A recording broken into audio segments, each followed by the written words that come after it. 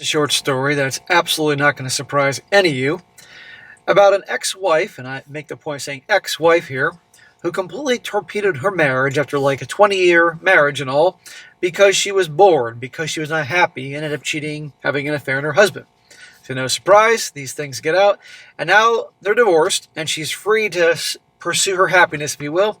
And now she's miserable because her ex-husband's moved on, replaced her, obviously with another woman that's probably younger, prettier than her, and she's losing her mind. And this whole story makes the whole point about, one, how often men will sacrifice their happiness for family, and how so many gals will sacrifice their family for their supposed happiness. But the irony is, you can never make them happy, or many you can't make happy here. But in this situation, she's getting what she deserves. Titled, I betrayed my husband of 2 decades. And a shout out to AM for sending me this story. She says here, I'm the wayward wife. How do I get it back?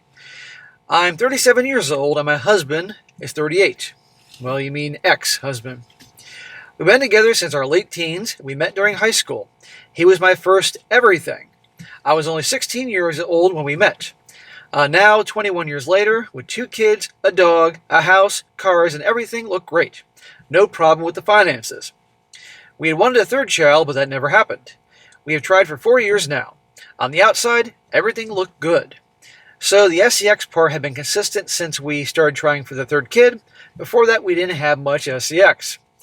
So, nobody's surprised about the whole sex thing after 20 years of marriage. Putting that aside, outside world, nice house, kids, dog, vacations, all that. Finances are good. Well, she's bored. Gotta screw the whole thing up. Well, I fell into depression around 3 to 4 years ago, a few years after our 2nd child. It started mild, usually it lasted a few weeks during winter, during summer was okay. I started feeling like, is this all there is to life? Work, kids, a vacation, once or twice a year, then back to work. Well, for the majority, that is life. Except nowadays, even what she's describing is something a lot of people want to have because they can't afford a house out in the country or a house that they can not feel cramped in and vacations twice a year and all that. So she's way ahead of everybody else, but she's bored. What else is there? Is this it? Well, somehow I didn't communicate this properly to my now ex-husband, but instead I got attention from a colleague. He's not really my type, but somehow the attention and approach was innocent to begin with since he was married. Hear that word? Attention. What I tell you all the time since day one about women and attention and validation. It is a drug. It's like plants can't live without rain or sunshine. It's the same thing that women can't function without attention and validation, whether they're in their 30s, like right here, or their darn 80s. And it is the dopamine effect of that and everything, and boom. Well, the whole thing developed over 2 to 3 years as close colleagues. Suddenly I fell for him. We had an emotional and then physical affair. My point, she's bored. Is this all there is? Well, now she has to have an affair and cheat on her husband. And kids, I might add. It was amazing being craved and adored that way again. I suddenly felt a whole new energy. I haven't had those feelings for almost 2 decades. I started looking forward to going to work. I did horrible things to keep the affair going on. He got caught by his wife and it all blew up. She spread the word and story to colleagues, friends, and then my family. Needless to say, it blew up in my face. Well, you happy now? You got some excitement in your life. And meanwhile, the husband's probably like, I thought I did everything right. I helped her have a great house for the family, vacations, stable finances, the kids, the dog, and this is my thanks? Well, listen to what she says about her husband in a moment. My husband has always been good, somewhat boring, but stable, and a good husband and dad. I really didn't think about letting the marriage go. I never thought about the consequences of the affair. So in other words, she settled for the nice guy. Even though they've been together since high school, she married the stable guy, but she admitted he's boring. Having her fun on the side, though. After a few weeks with crying, screaming, and name-calling, we decided we both wanted to stay as a family. Well, smack to him. No, we should end it. But let's see how the whole let's stay for the kids and the family works out. Well, he got help and worked through the emotions. We went to couples counseling and individual counseling. Somehow he started getting better, and after a few months, but I kept feeling like I couldn't let go of my affair. I really tried. No, you didn't. I did everything I could do to find my way back. I changed the department. We tried being more intimate. We went on weekly dates. We took days off without the kids. I really wanted to fall in love with him again. And yet you couldn't. This is the problem when you try to force things, guys. It's not going to work. After 7 to 8 months, I felt like I was suffocating in the marriage. I was no longer happy. Were you ever happy? Really? Everything he did felt wrong. He forgave everything, but I couldn't find the love that once existed.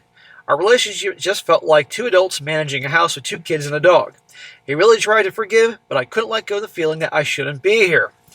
So notice her husband's the one who's been cheated on, betrayed, all that. And she's acted like the fucking victim here. Oh, I can't let go of the feeling. Ah. Really, lady? This is the guy, is a bonehead for staying with her, but he's trying at least. And she's acting like, woe is me. My therapist, in the end, recommended me moving out. But I felt like I needed to divorce or maybe just separate for a while. After a few fights, I ended up saying the words, let's divorce. He wasn't even surprised. He just said, okay, and then left the room. A week later, he had done all the paperwork and told me I should find another place within the next 30 days. I think the husband was just like, that's it. I've tried everything. And he's like, okay, now pack your shit and get the fuck out in 30 days. Now I have no idea how to deal with it. Oh, here we go. I skipped a part. She says, fast forward, we now live separately. I found out he already started dating a new girl. We haven't even been divorced a whole week, and he had already moved on. She even sleeps in my bedroom in the house that I used to co-own. So fast forward in time, they're divorced. And right there, not even a week after we're divorced, he has a new girl. That's what women do, and she's losing her mind because he's doing what they all do. He's the bad guy here, and she's like, in my bed, in my house. It ain't your bed anymore. It ain't your house anymore. You threw it all away for some excitement. Now I have no idea how to deal with it all. It hurt so bad. I kept crying every day. Oh, poor you. I didn't realize how big of a mistake this was before I realized I might have lost him forever. My family, my hubby. Maybe I wasn't doing everything to reconcile. I'm not sure. I've been so confused in all of this. I thought I was depressed in the marriage, but outside now it's even worse. I can't imagine anything. I don't even feel like working. Thinking about him and her hurts more than anything. I didn't know I made a mistake before I realized he had another woman. She wasn't expecting that. She probably was expecting him to come crawling, beg her to come back or something like that. Or she'd find another guy. I even reached out and we talked. I told him that I felt that I said I'm sorry for everything, and he just said, okay, fine. Well, it hurt so bad that the man of my life used to do everything for me. Now he doesn't even want to look at me. Can you blame him, lady? I know we still have something for each other, but I'm not sure how I should handle this. I know I messed up bad, but I still feel like there's hope for us one day. Can I even save this? No, you jackass, you can't save it. Now here's the thing. She wrote this in some kind of silly sympathy type of forum. And of course, you have a bunch of women chiming in that kind of did the same stupid shit, feeling bad for her, not feeling bad for him. But the point of this whole thing is, you heard the whole thing. I didn't make anything up here. She's the one that ruined the whole thing. And he gave her a second chance. I wouldn't have done that. And we knew how it would end. And still, she, she wasn't in love with him, and she was forcing it. They were trying to force things. And finally, he was done. And now that she's out and has the freedom to go find excitement and any guy she wants and all that, now she's pissing and moaning because he's moved on and bitching about the girl in her house and her bed and all that, missing her hubby. And she thinks hoping she can get a second chance with it. He gave her a second chance. Definitely not a third one. So there's a point here, guys. And remember that how, again, she completely torpedoed her family for her so-called happiness, the thrills of the affair. Meanwhile, he was sacrificing his happiness for the family and staying with her. And there's no making her happy. So, guys, just be aware of that you do relationships, that if you try to sacrifice everything to make your wife or girl happy, the odds are you're not going to be able to do that, And just, it's amazing. Now, not all are like this, but a heck of a lot are. How do I know? Well, after 47 years, near 48 years on this planet, I've learned a few things. And the thousands of stories I covered, there is a pattern there. So anyhow, guys, there you go. I don't feel bad for her at all.